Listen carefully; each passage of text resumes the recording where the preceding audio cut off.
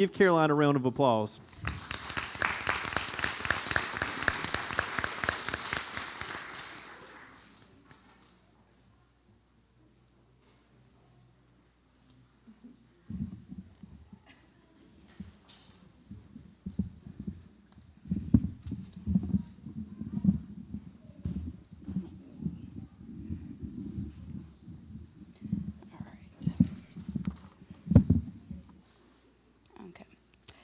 Chair Cobb, members of the board, Dr. Parker, good evening. Each year, our holiday card artwork presentation is one of my favorite traditions because it allows us to celebrate the creativity and talent of our students from across the district. In just a moment, I'll share a short video highlighting all of the student artwork submitted for this year's holiday card contest. After the video, we will invite each school to come to the podium one at a time to recognize their student artists and present them with their framed artwork. Following each presentation, the student and their school representatives will join the board for a group photo. Thank you for helping us celebrate our students and the wonderful work they've created.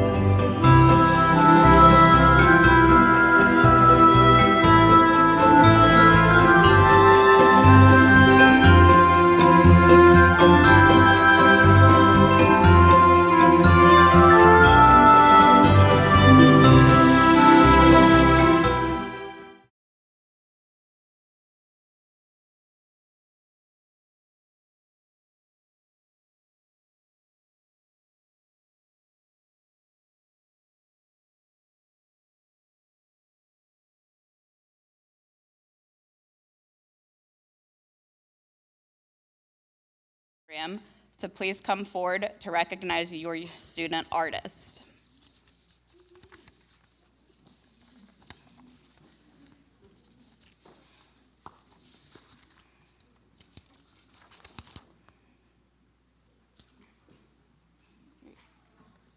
I have their names, and I'll get you. All right, pre-K. So for the pre-K education program, Jaya Perez, come on down.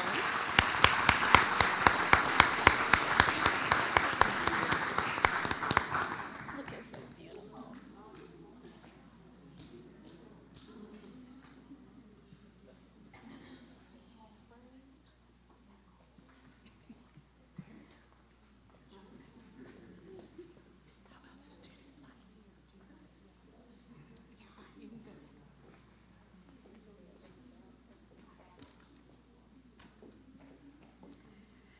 From Central Elementary School, we have Landon Anderson.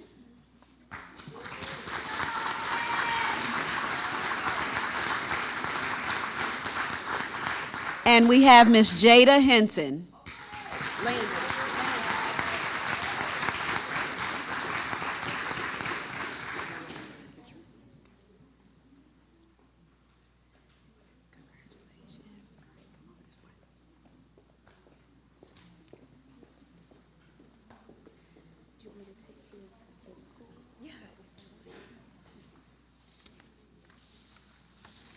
Up next, I'd like to invite J.C. Sawyer.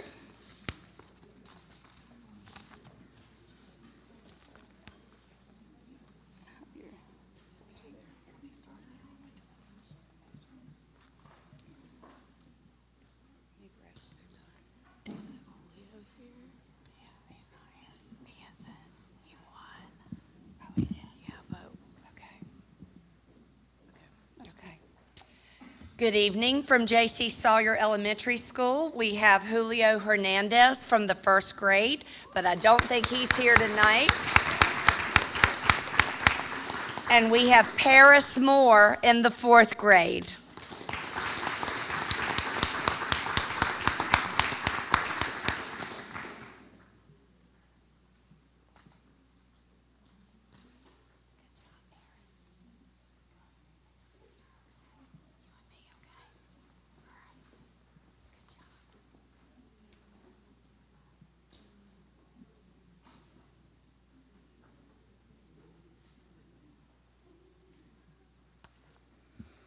Up next, we have Northside Elementary School.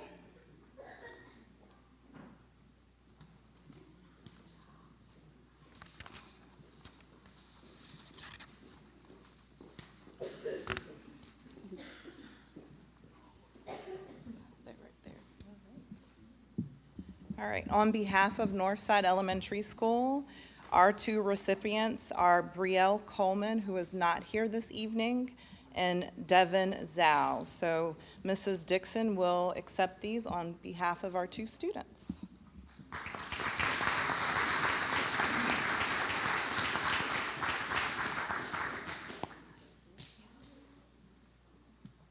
And I'd just like to say that we did acknowledge these students. We just recently had an arts walk and talk at our school, and these students did receive certificates for submitting their artwork.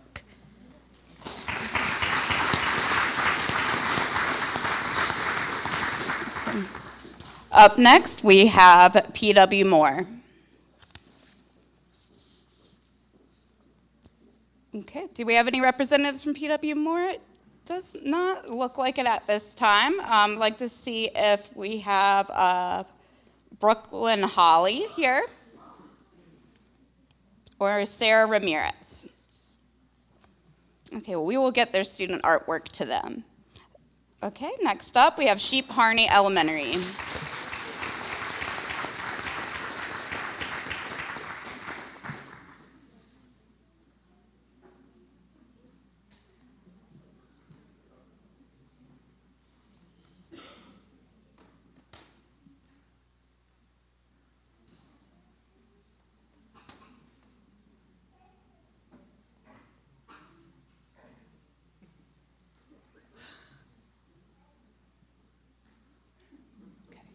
From Sheep Harney Elementary, wait, I have to find it. We have Mawada Al-Gutani from 5th grade. Come on up, Mawada.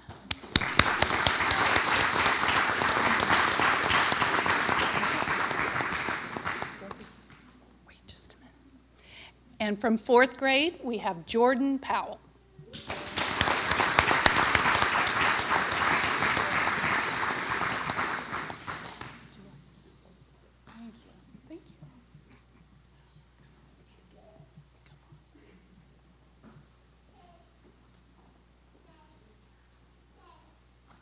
Okay, next up we have Weeksville Elementary.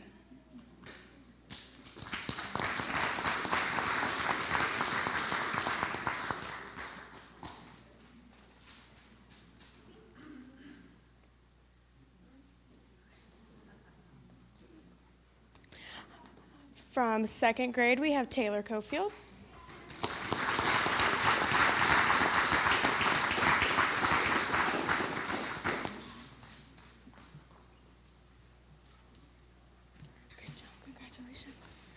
And also from second grade, we have Levi Daniels.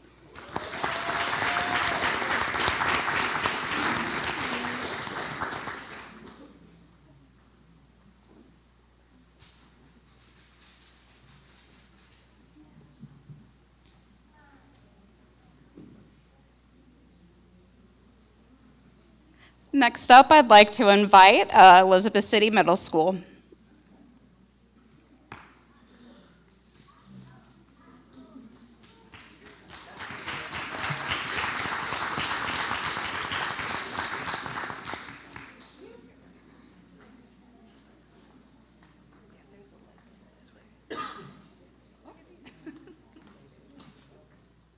Greetings and salutations.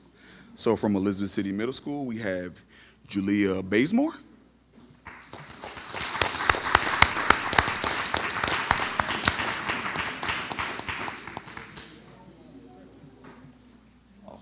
Awesome job, sweetie. And next we have Isabella Lewis.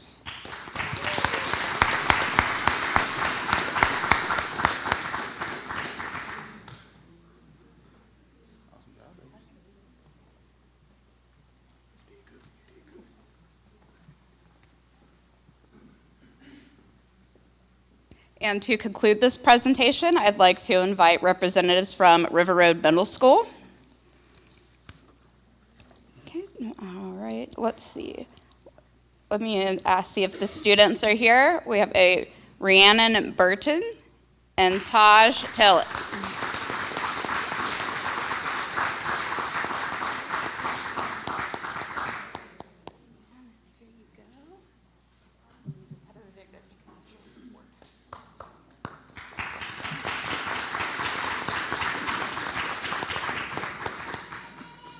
Thank you all so much. That concludes our holiday card artwork presentation.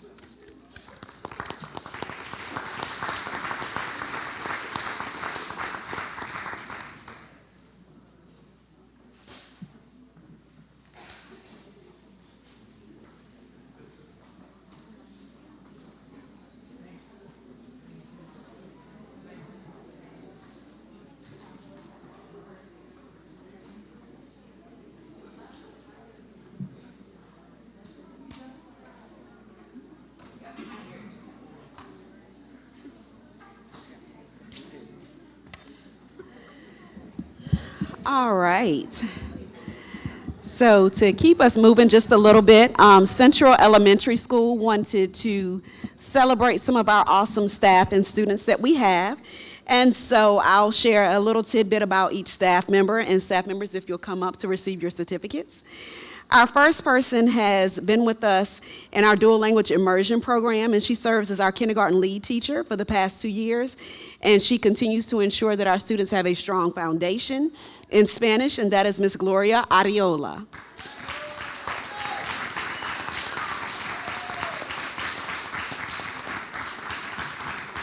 The next person is Mrs. Brooks. Mrs. Brooks is one of our MCLs this year, and she does an excellent job serving our second and third grade. And she was also one of our teachers who exceeded growth this past year. Next, we have Miss Haley Brown. Miss Brown serves as our K2 resource teacher. And regardless of the situation, Miss Brown always keeps a level head and a smile on her face. And we know that she truly loves our students.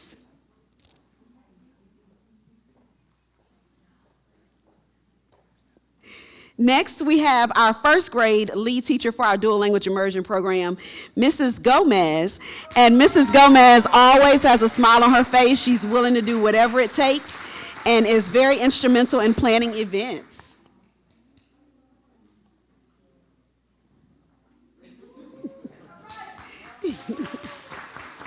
Next, we have Miss Jaquetta Gregory. She is one of our first grade teachers, and she works really hard to ensure that her students have the instruction that they need to be successful.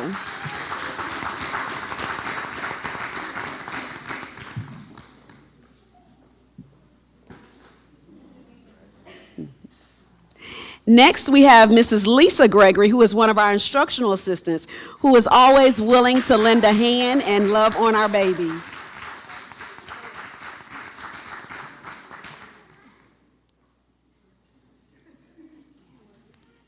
Next, we have Mrs. Michelle Lowry. Ms. Lowry is also one of our instructional assistants, but she wears multiple hats. She also serves as one of our first responders, and she makes sure that all of our students and staff have everything that they need.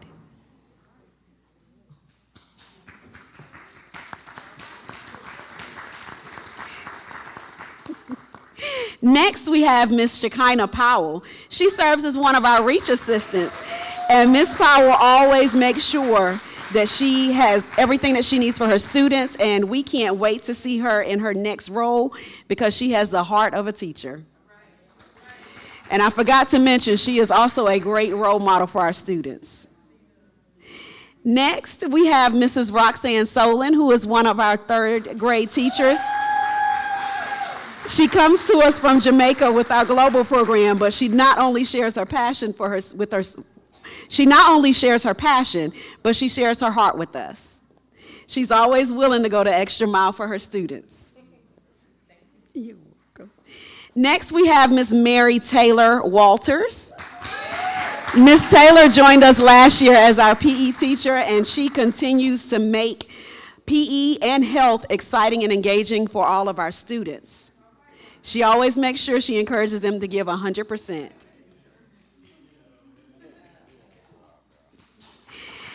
And finally, for our staff, we have Ms. Alkina Tillett. Ms. Tillett is in our self-contained class, and she always makes sure that students and staff in the classroom have everything that they need.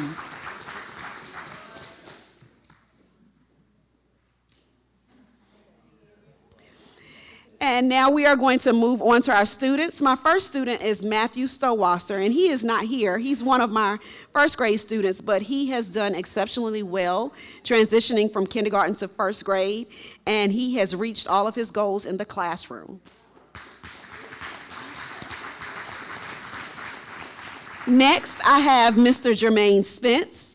Jermaine is consistently making growth and working hard, and he always has a smile on his face. Next, we have Ms. Priscilla Hart. Ms. Priscilla Hart is also consistently making growth and working hard, and it's something that her teachers have definitely noticed.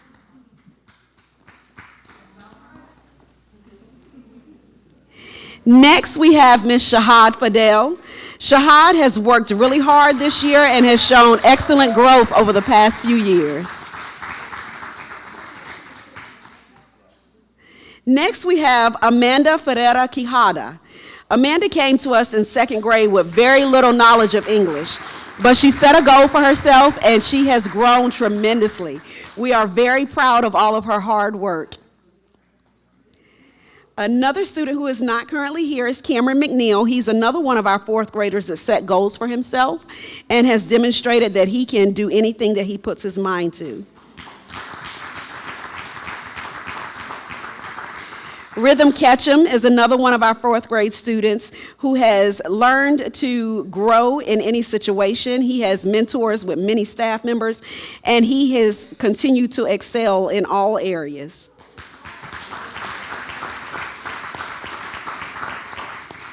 Next, we have one of our fifth graders, Mr. Carter Barcliffe.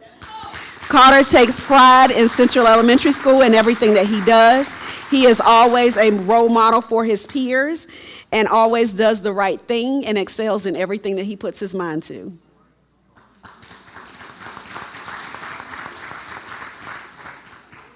And last but not least, we have Miss Ari Peel. Ari Peel is one of our fifth graders who shows a lot of growth and hard work, particularly in math, and she has stepped up to the plate and is one of our school leaders.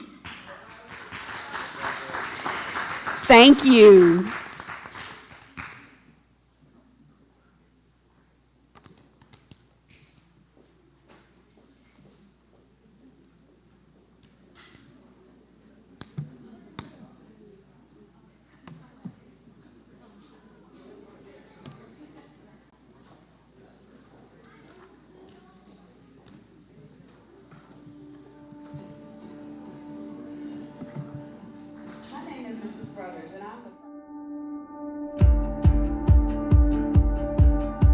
My name is Mrs. Brothers, and I'm the proud principal at Central Elementary School. where learning goes well beyond the walls of our building and our doors.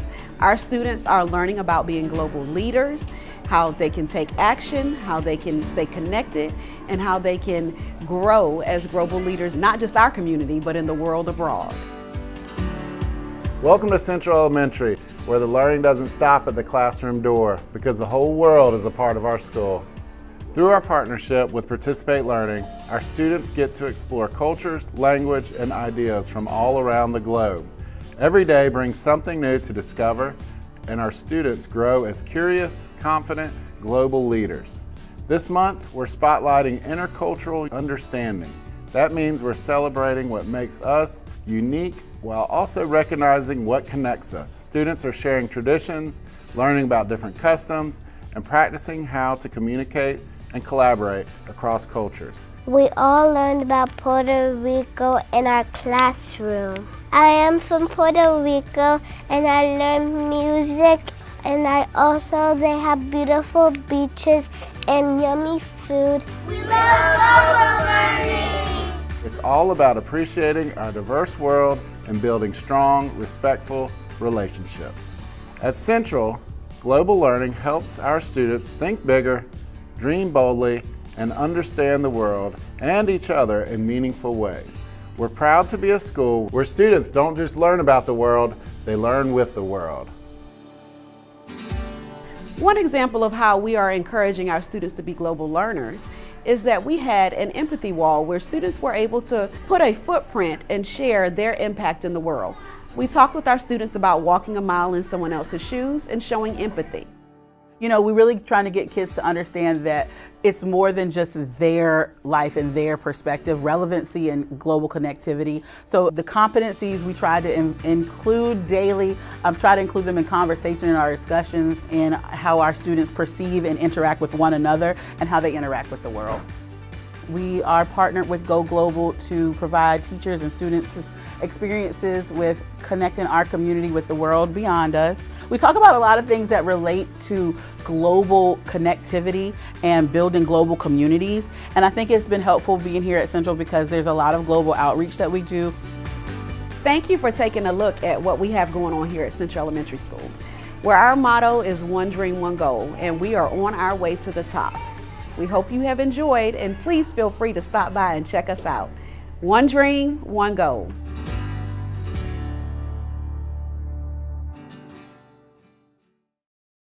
We are partnered with Go Global to provide teachers and students experiences with connecting our community with the world beyond us. We talk about a lot of things that relate to global connectivity and building global communities. And I think it's been helpful being here at Central because there's a lot of global outreach that we do. Thank you for taking a look at what we have going on here at Central Elementary School, where our motto is one dream, one goal, and we are on our way to the top.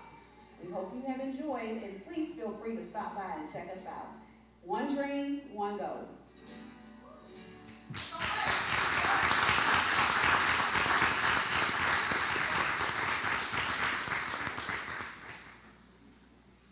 All right, we are now going to move on to the public comment portion of this evening's agenda. Ms. Bundy, did we have any sign-ups for public comment this evening? No, ma'am. Okay, thank you. Next on our agenda list is the superintendent's report, so we're going to turn things back over to Dr. Parker. Thank you, Madam Chair, and I do again want to thank the schools that went tonight. I want to thank Ms. Brothers and her team for preparing such a great presentation this evening, and also for the recognitions and the instructional highlights. So could not be more proud of the work that's going on there. And actually, myself and some members of our team had an opportunity to spend some time at Central last week, and some young people that were here this evening gave us a tour of the school. Carter was one of those young people that was recognized tonight, and we just had an incredible time at the school, seeing some really amazing things going on. So I want to thank Ms. Brothers and her team for the work that they're doing there. Just want to be brief this evening, and I want to share a couple of things. But first, want to extend, as I said earlier, but want to take another opportunity to extend my wishes to our staff, our families, our students, and the general public. Want to extend a very Merry Christmas and a Happy Holidays to everybody, and just want to take this opportunity to express my gratitude to our community for their tremendous support and involvement and dedication to our schools, along with our staff and students for all the incredible things they're doing. So want to say I hope that everybody takes a well-deserved, well-needed, well-earned Christmas break that's going to be approaching this week, and spend some time with family and those that you love and care about is my hope and prayer for everybody. I would like to say to the general public and to our families just a couple of things about what go into our work when we make decisions on weather calls, and want to take the moment to say that I take the responsibility of modifying school, delaying school, releasing school early, or canceling school extremely serious because I recognize that anytime we modify our calendar when we report, that has an impact on almost 5,000 students. That's 5,000 families. That's 800 staff members, and that's a big deal. And so we do everything in our power to make sure that we've really been thoughtful if we have to modify our school calendar for weather or other issues. And so I've had to make some modifications to our calendar 3 times here in the past couple of days, but we've had this onslaught of winter weather, and Miss Amanda Hill, who is here this evening, our transportation director, myself, Amanda, and members of her team, we oftentimes get out and we ride and inspect roads in the evening. If there's a weather event, we get up sometimes at 4 o'clock, 6 o'clock. We ride early in the morning, and we are just glued to the National Weather Service reports and trying to figure out everything we can. And my goal is to make a decision on a school delay or cancellation the day before, but sometimes, that's not possible to do until morning of. So in the instances where we've had to modify school, I know that has been a disruption to some of our families when that has to happen, but I just want to re-emphasize to everybody that when we make those calls, it's based on the safety of everybody on the road and taking the weather into account. So I appreciate everybody's flexibility when we've had to change school operations, and for working with us, because I know that does come with a disruption to the normal schedule of a day for a family. Last thing I want to share here is and speaking of schedules, I'll say Friday is our last day for the break. We will be dismissing school early. That's around 11:30 or 12:30, 12:45 for most students, depending on if you're elementary or high school, and probably around 2:30 on Friday, we're going to lock the doors and we're going to turn the lights off to all of the facilities, and we won't be open them back up until January the 3rd, I believe, 2nd or 3rd. The 5th is when we start back for the kids exactly. So please know our offices will be closed, and we want to invite everybody just to enjoy this break and spend some time with your loved ones. Last thing I would like to share here is we recently had an opportunity to screen a documentary that was produced for P.W. Moore Elementary School in partnership with Education North Carolina, and the project was funded by the North Carolina Community Schools Coalition, and a professional videographer, Robert Kinlaw, spent the entire year last year at P.W. Moore through several visits, and he went to events the school had. He filmed interviews with families. He went to the Black History program, to concerts, to athletic events, and collected hours and hours of footage. And then he came together with his whole year embedded in P.W. Moore and produced a 30-minute documentary on really what makes the school so special. And P.W. Moore is a special school. And we had an opportunity last week to do a special screening of that documentary, which is going to be released on broadcast stations and online and across the country in January.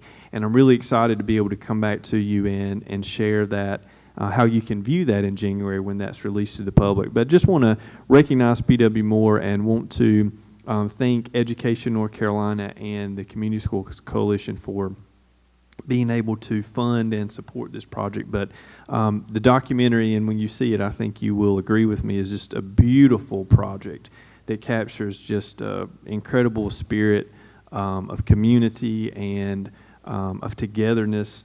And one of the things that I love about P.W. Moore, which is something that I love about many of our schools, is the rich history that P.W. Moore has of having been a school for over 100 years. And I think that history and legacy has brought us to where we are today, but the spirit and community of the school is going to be what takes us into the future. And I think the documentary captures that. So I want to give a plug for some exciting things to come there and wish everybody just a wonderful holiday season. Thank you, Madam Chair. Thank you, Dr. Parker. And next, we're going to move in on our agenda to our student board member reports, and we're going to begin with Cheyenne and Pasquotank County High School. Hi, everyone. Happy holidays. It's Cheyenne Barrett from Pasquotank County High School, serving as our board member. For the month of December, my school has been working on Transcend, which consists of them going to the middle and elementary school to mentor students. Our freshmen have also had a PBIS celebration due to their attendance, grades, and discipline. They were able to enjoy food, games, and etc. Our ROTC CTE course has recently had their inspection. It went very well, and they passed. Our band has also been busy on their annual elementary school band tour, showing students their talents by performing a variety of Christmas songs along with our color guard. Our choir has their winter concert coming up December 16th at 7 p.m. For more information, please contact Ms. Williams via email. As the holidays have quickly came around, to end this week going into our Christmas break, our school has decided to have a pajama-themed Spirit Week as we get out December 19th on a 3-hour early release. Our basketball team has been striving strong as their season has come to a great start. Please come out and watch them December 19th as they go against John A. Holmes in Pasquotank County High School's gym. With that being said, I would like to wish everyone safe travels this holiday season. Stay warm, stay safe, and thank you.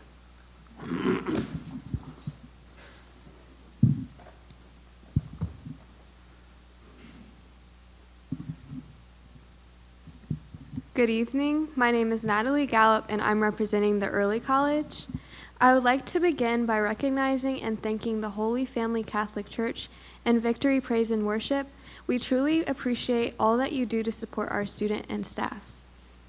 I would also like to extend a thank you to Ms. Sonetta Williams for hosting a Flex Friday session for our students. Additionally, we were honored to welcome Cicely Hedge, the valedictorian from the class of 2024, who recently spoke with our students and shared her experiences at the Savannah College of Art and Design. A special thank you goes to Mr. Al Bleich, our PTO president, for driving our float in the Christmas parade. It was a wonderful success, and our students and staff had a great time participating. I would also like to thank our PTO for providing biscuits for students on Tuesday morning before the EOCs. Your continued generosity and support are greatly appreciated. On Friday, our students enjoyed a hot cocoa bar to celebrate their hard work throughout the first semester. This was a fun and motivating way to kick off exam season. Now, turning to our clubs, the Save Club is continuing to collect donations for local nursing homes. These items will be delivered later this week, and we thank everyone who helped organize and contribute to this effort. One of the National Honor Society's favorite service project is volunteering at the food bank. National Honor Society members continue to give back each quarter, and earlier this month they packaged over 200 boxes, which is 10% of the food bank's monthly total. Finally, I would like to wish everyone a safe, restful, and happy holidays. Thank you all.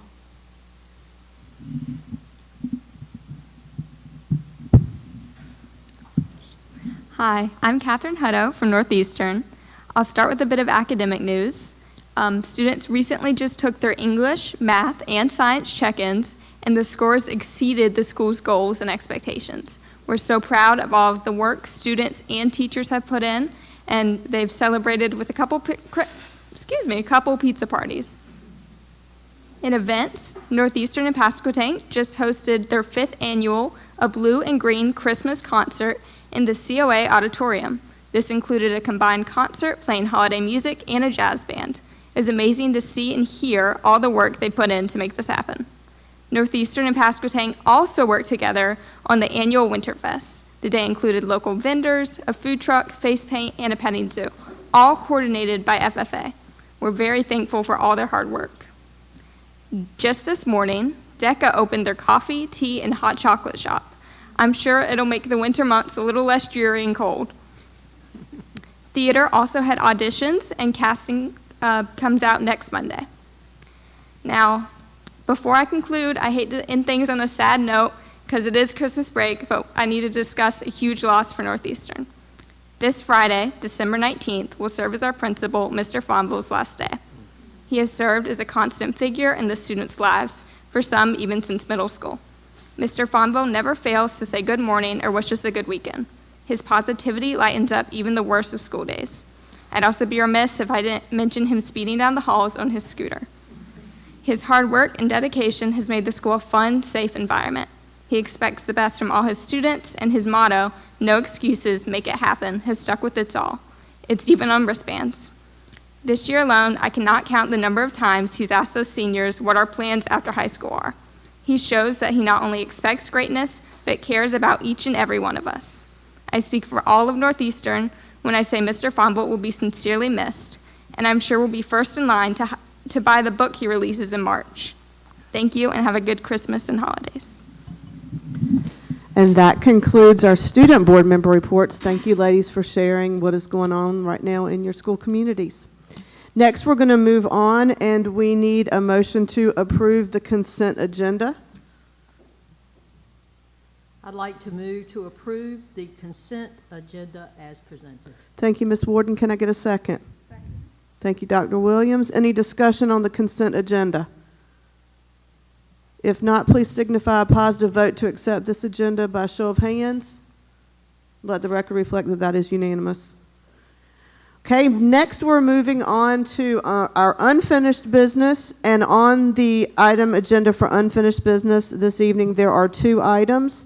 The first is Policy 2230, which is the board committee's revisions.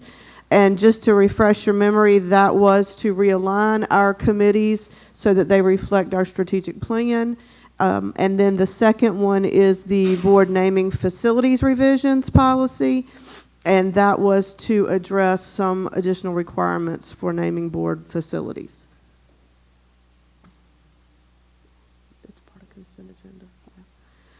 So what we need to do is we need to take action on these two items this evening. So if we could begin with a motion to approve Policy 2230. I move to approve Policy 2230. Thank you, Dr. Williams. Can I get a second? I'll second. Thank you, Ms. Warden. Any discussion on Policy 2230 board committees? If not, please signify a positive vote to accept this policy with show of hands. Let the record reflect that that is unanimous. And then we need a motion to approve the revision to Policy 9300. Make a motion to approve Policy 9300. Thank you, Ms. Bogues. Do I have a second? Thank you, Ms. Boland. Do we have any discussion on Policy 9300? If not, please signify a positive vote to accept the policy revisions with a show of hands. Let the record reflect that that vote is unanimous. Now we're going to move on to our new business this evening, and we are going to turn the floor over for our audit presentation and Ms. Tilley. Thank you, Madam Chair. It's my pleasure tonight to present to you Paul Carson, who is with Anderson, Smith & White, who conducted our 2024-2025 audit. Paul? Good evening, board members and Dr. Parker. Hope you're all doing well this evening. Each of you should have a copy of the June 30th, 2025 audited financial statements that we issued. Just to recap, cover this every year, but the financial statements cover two main areas that we're required to issue reports on. The first is the financial section, which covers the first 58 pages of the report, followed by the compliance section on page 59. Now, there's just a couple pages of financial information in the report that I plan on going over with you and having y'all look at. But I did want to start, and there's no need to necessarily turn there, but But on pages 1 through 3 of the report is our audit opinion letter that we issued on the financial section of the audit. We are happy to report that it is a clean, unmodified opinion, which is exactly what you want to receive. And this means that the financial information included in the report is reliable and free of any material misstatement. Now, the first page I would like you to turn to is page 13, and we'll look at Exhibit 3. And while you're turning there, Exhibits 3 and 4 are essentially your balance sheet and income statement for all of your governmental funds. These schedules show the fund activities and fund balance on a fund-by-fund basis. Now, in the first column on page 13, the next to last number at the bottom of the page, we look at the general fund ending fund balance of $6,636,310. That was a decrease of about $1.2 million from the amount reported in the prior year. Now, it was good to see that y'all had budgeted to spend about $3 million in fund balance and didn't need to spend as much of that. So that was definitely good to see, especially in the wake of the COVID relief funds expiring at the beginning of the year. We would encourage the district to continue to operate without using fund balance as much as possible. As we have emphasized over the past several years, it is important for the district to have extra fund balance and cash reserves. These reserves, as well as to help deal with any unforeseen needs that may arise. And just looking at the other funds, other specific revenues had an ending fund balance of $1,436,479. Capital outlay had an ending fund balance of $257,001, and individual schools had an ending fund balance of $433,004. But overall, these funds appear to be in sound financial condition with good fund balances and cash reserves as of June 30th, 2025. Are there any questions before I move on? Okay. Next page we'll look at will be all the way back on page 57. And we'll look at the School Food Service Fund. And this schedule shows the revenues, expenses, and change in net position or fund balance for the School Food Service Fund. And you'll see in the middle column, about 2/3 of the way down the page, the program reported a profit of $94,211. And the previous year, the district reported a profit of $488,000. So that is a year-over-year decline of $393,000. And that decline was primarily due to just increases in expenses outpaced the increase in revenues. But cash balances in the program were $5.5 million at year end. That was an increase of $93,000 for the year. And overall, the program appears to be in sound financial condition as of June 30th, 2025. Are there any questions on that? Okay. And starting on page 59 is the first of 3 letters we issued related to our compliance testing over the board's internal controls and expenditures of state and federal grant awards.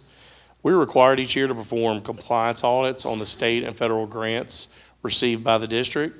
We're required to test a significant amount of payroll and general expenditure transactions, as well as various other grant-specific requirements.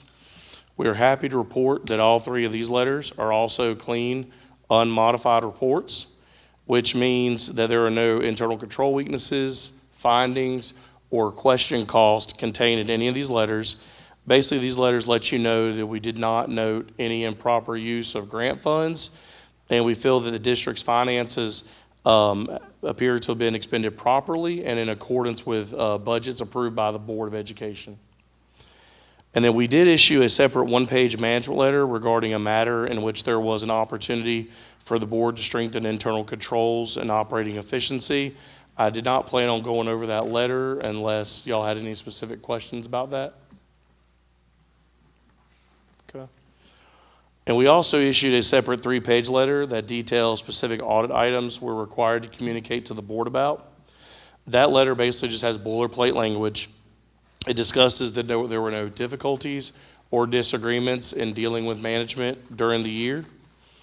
No uncorrected misstatements were noted, and there were no other reportable issues noted during the audit.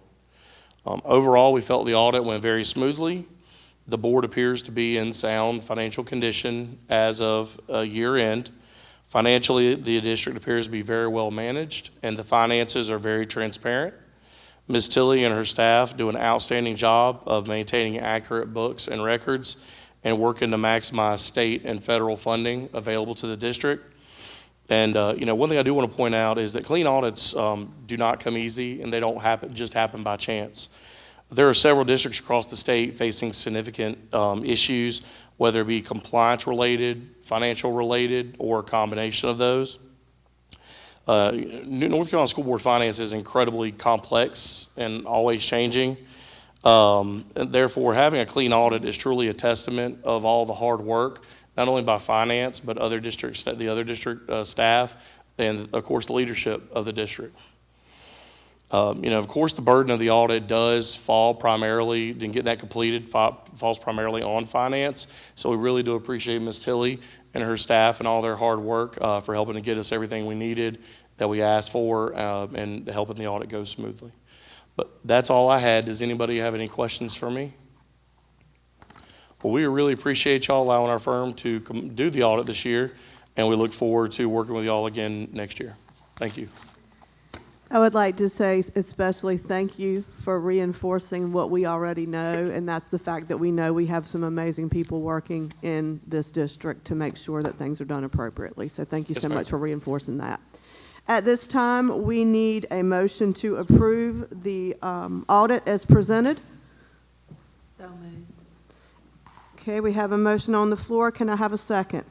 Second. Any discussion or questions in relation to the audit? If not, at this time, please signify your positive vote to accept the audit as presented with a show of hands. Let the record reflect that is unanimous.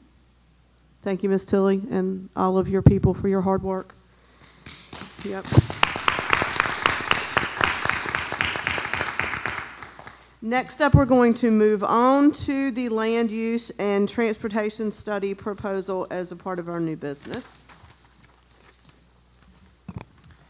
And I'll speak a little bit to that there, Madam Chair. So we've been working with NC State to come in and provide a study for us.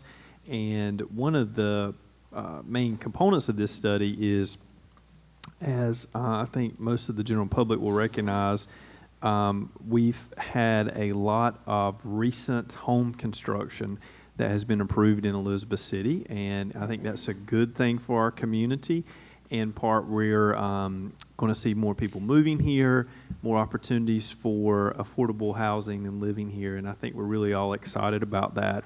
But we want to make sure that we are ahead of this new growth, and one of the things that we're seeing happen in our community is home construction and new home construction being in different areas of the county, and potentially that could impact some population trends of where people are living. And so that's important to us because it relates to our school capacities, and we want to make sure that we are really thinking forward about our facilities in the years ahead, 3, 5, and 10 years and beyond, having the capacity, the renovation, and the modern thinking, design, and facility to be able to accommodate growth. And so this study from NC State will come in and review all of these things. It will also review our transportation routes and give us some projections and some ideas on how we can maximize routes both in the here and now, but also in the future based on anticipated growth that could happen and how we could accommodate that on our transportation routes. So NC State works with districts across the state and nation for these kind of studies. They're statisticians, professionals that'll come in and over the course of the next couple of months really be able to give us a comprehensive report that we would then bring back to the Board of Education as a way of helping us think about how we can prepare for the years ahead. I've oftentimes, heard my pastor say, growth is a good problem to have.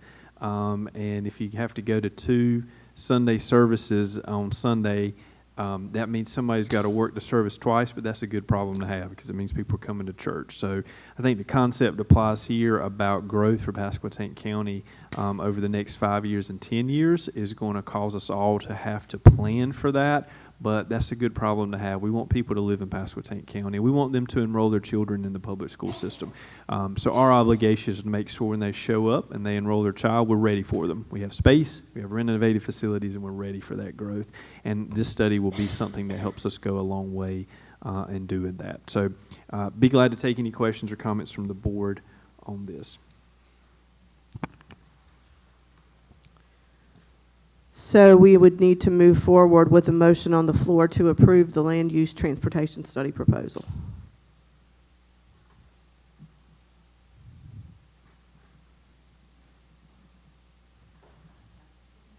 So moved. Okay. I'll second. We've got a motion on the floor and a second. Any questions concerning this proposal? If not, please signify a positive vote of acceptance with a show of hands. Let the record reflect that that is unanimous. Next, we will move on to Ms. Haynes and policy 6140, which is a first read only. Chair Cobb, board members, good evening.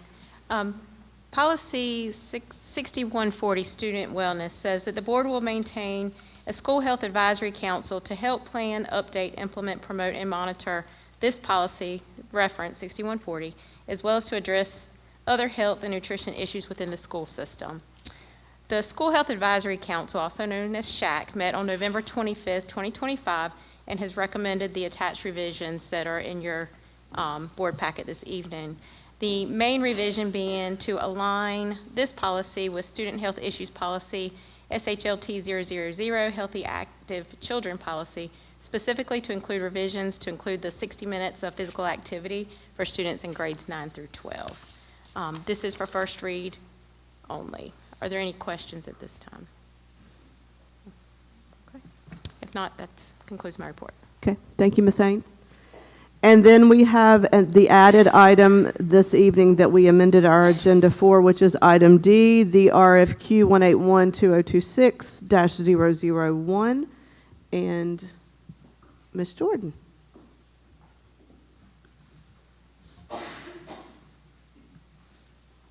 Chair Cobbs, other board members, Dr. Parker, I'm here this evening to discuss the RFQ 181-2026-001, the Facility Condition Assessment and Deferred Maintenance Planning. The Elizabeth City Pasquotank Public Schools solicited requests for qualifications for a facilities condition assessment and deferred maintenance planning for all Elizabeth City Pasquotank Public School buildings. The RFQ was posted on the North Carolina Electronic Vendor Portal and the Elizabeth City Pasquotank Public School website with a submission deadline of November 21st, 2025. We received 9 responses with the following firms: Clark Nexon, Oakley Collier, Silas O'Brien, BBG Real Estate Services, Axios Building Value, Facility Strategies Group LLC, Bureau Vista, Alpha Facilities, and Terracon. All 9 firms were interviewed on November 25th by the review committee consisting of the following members: Dr. Keith Parker, Superintendent; Ms. Sharon Warden, Board of Ed member; Jonathan Meads, Pasquotank County Commissioner; Ms. Rachel Haynes, Associate Superintendent of Human Resources; Ms. Candy Tilley, Assistant Superintendent of Finance; and Wilma Jordan, yours truly, Director of Maintenance. As a part of the interview process, we had 4 questions that we asked the firms to provide information in their presentation. First, we asked for introduction of the team that will be working with us and how that team would execute the proposed plan in regards to the collection of the data that they would be presenting back to us. To provide previous experience with FCAs, specifically with the aging facilities, noting any K-12 educational experience. The third question was to provide a proposed timeline for the project, highlighting how the data would be analyzed and presented to all stakeholders. And fourth, we asked them to provide information regarding the specific software that would be used for the data collection and presentations in the future, used for implementation once the data is collected. After hearing all of the presentations and asking follow-up questions, the committee would like to recommend Bureau Verista. And this company has over 30 years of experience in conducting FCAs, having completed assessments of 700 million square feet in the last 5 years for K-12 entities, including Lee County Schools, Johnson County Schools, Wake County Public Schools, and Charlotte-Mecklenburg Schools. Their estimated completion time for our project will take about 40 to 60 days, and a dash line will be created to highlight the findings for their assessment. The fee for the software, which would include different access levels, will be included in the FCA project costs, and user training will be provided. Therefore, we respectfully request that the board approve the recommendation of Bureau Veristas and grant permission to begin contract negotiations with the understanding that the contract amount not exceed the previously approved budget for the project. Okay, thank you, Ms. Jordan. So now we need on the floor a motion to approve the RFQ 181-2026-001 as presented, with the recommendation to approve the recommendation of Bureau Veritas as the company to begin negotiations with. So do we have a motion? And Madam Chair, if I could add one thing there, I'd suggest if the board could add the authority for our team to be able to go into contract negotiations up until the specified budget line item. And then also want to ask if the board could add to the motion our ability to negotiate with the other selected vendors on that list if we're not able to reach a price point in our budget for this. We've ranked these vendors in order of preference. And so what's important now is for us to be able to get the project started without going over our budget. So we want to make sure we keep this in our budget. So I want to add that part there. And the reason I specify that is in order to get the project done by the time we move into budget, we have to begin 1st of January. So I want to add that as a suggestion that would allow us to move our timetable and our negotiations forward. Okay, let me ask a question with you, Mr. Lottie. Yes, ma'am. Do those need to be separate motions? I think you might want to redo the motion, and I think it should be to authorize staff to negotiate with Bureau Veritas up to the amount of the budget, and failing that to go, I think you probably need to name who the second candidate would be in that situation. Yes, I guess my question is you've listed these companies, so you basically prioritized, but you're not in any kind of negotiation with them. Correct. So then we're just randomly giving you the opportunity to, hopefully that'll be the one you can secure based on the amount, but you don't have that? Yep, that's a great question. So one of the things that's clear about this process is when we do the request for qualifications, the process doesn't allow us to assign a dollar amount because it's solely based on qualifications. Right. So once the board gives approval, then we move into the discussion on price. There is a possibility anytime you do that a company may say, you know, I can't do that for that price. If that turns out to be the case, I don't know if that would be, then if the board just gives a motion for us to negotiate with the preferred vendor, if they can't reach the agreed upon price, we'll have to wait until the end of the January board meeting to come back with permission. It could delay the process up to a couple of months. And so one of our suggestions is we already have the preferred ranking. And so if there's a scenario, there may not be, but if there is a scenario where we can't reach our budget, we would like to move ahead to our second preferred ranking. But to your question about the numbers, Dr. Williams, we don't have any numbers associated here. We've just solely looked at the ability of the companies to perform the job as written, just looking at their qualifications right now. Okay, let me ask this question because I want to make sure we have all the motions that we need in the right places. The proposal or the RFQ says grant permission to begin contract negotiations with the understanding that the contract amount cannot exceed the previously approved budget for this project. So it says that in this RFQ. So if we have a motion that says to approve the RFQ as presented, is that not? You don't need to approve the RFQ. You need to approve a vendor. You need to approve a vendor and authorize staff to negotiate with them. That's what you need. Okay, so.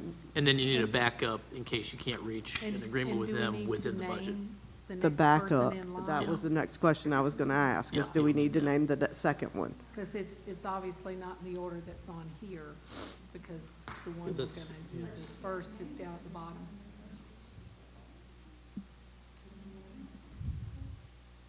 It would be naming the second preference in the event that we don't reach negotiation with the first.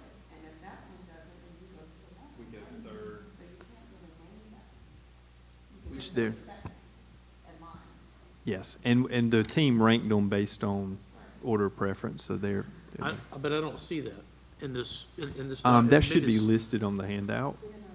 They're not in order. Is what I was saying. No, They're it's not just ranked bulleted. here, so we wouldn't know who the second person in line is, unless you name them. Right If here somebody is the has that list. ranking.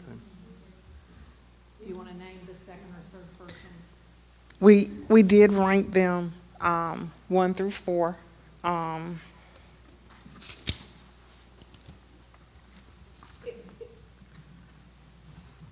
Before we Mr. name Locke, them, would it be appropriate for us to name the 4 that we have? Yes, Okay. because in order to authorize staff to negotiate with them, the board has to specifically authorize staff to negotiate with them. So you need to name them. all Yeah. 4. So just like the motion did name Bureau Veritas, that was fine, but now you need to include as a backup vendor 2, 3, and 4, but we need to name them so the board's action will authorize y'all to negotiate with those companies.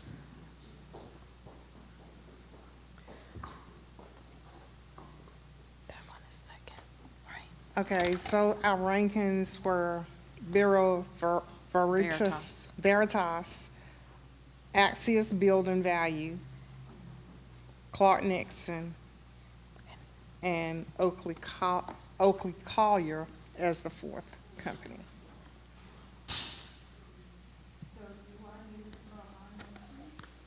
I'd suggest you do that and start over. we start from scratch.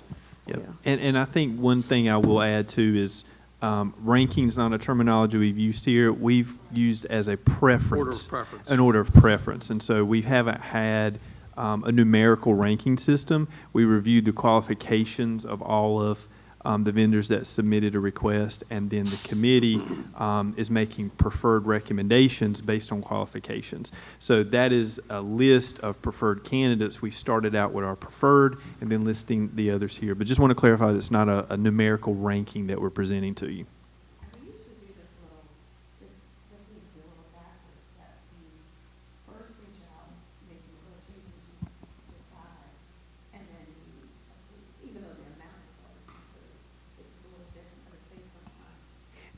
Timing's a part of it, and the point you're making, I think, is an important one to reference here for anyone that's listening. The process does seem to do something specifically. There's a dollar amount associated with that, and then companies say, I can do this for X dot, and we're looking at lowest bidder on that one. And then a request for qualification, there's no dollar sign associated when they submit. The company just says, I have the qualifications to do what you want. In this case, it's a study of all of our facilities.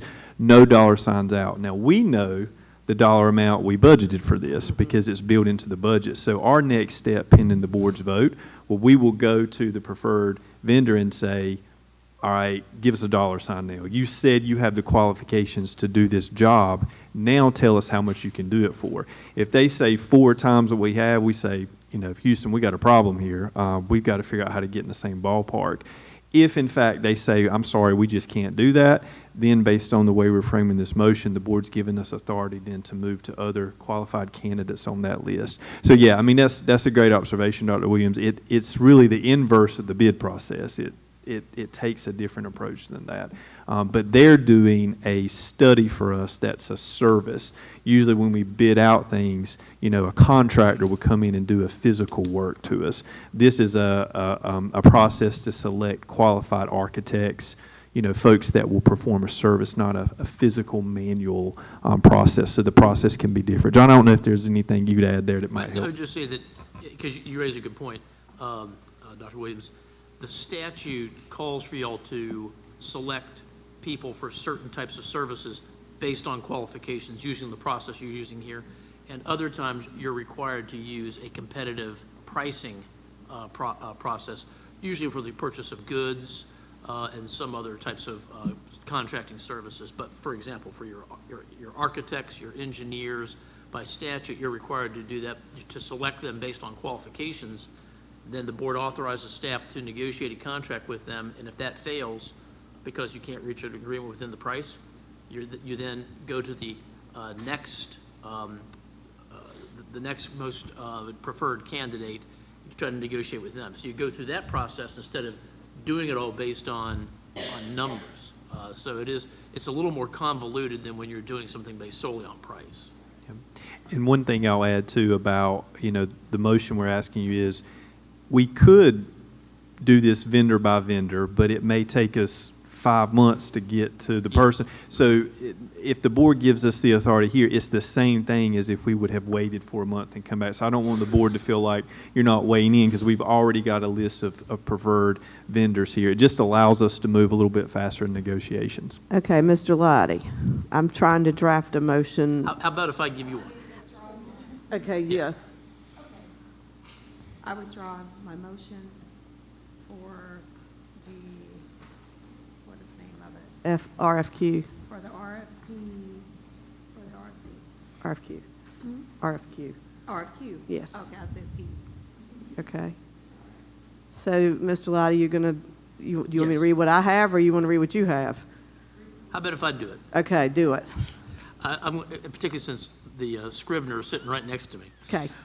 I'm going to suggest that the motion be to authorize staff to negotiate with the Bureau Veritas within the amount budgeted for this project, and if that does not succeed, then authorizing staff to negotiate with Axius Building Value for a contract within the budgeted amount, and if that does not succeed, then authorizing staff to negotiate with Clark Nexon for a contract within the budgeted amount. And if that does not succeed, then authorizing staff to negotiate with Oakley Collier for a contract within the budgeted amount. I'm so glad you read yours. That's why you're the attorney and I'm not. Okay, so, Ms. Bundy, did you get all that? Yes, ma'am. We just need somebody to say so moved, maybe? So moved. Okay. So we've got Ms. Boland made that motion, and I need a second. I'll second. Ms. Warden is seconded. Questions? Any questions? I think we're all under the understanding that if Bureau Veritas declines, then it moves second, third, fourth within the budget already. Okay, I did that for my benefit too, just to see. Okay, no questions. Can I see a positive vote with show of hands? Let the record reflect that vote is unanimous. And now I need a motion to adjourn. Okay, Dr. Williams has a motion for us to adjourn. Do I have a second? Ms. Boland is second. Anybody have any questions? If not, please signify your vote with a positive vote with a show of hands. The vote is unanimous. Merry Christmas, Happy Holidays. We are adjourned.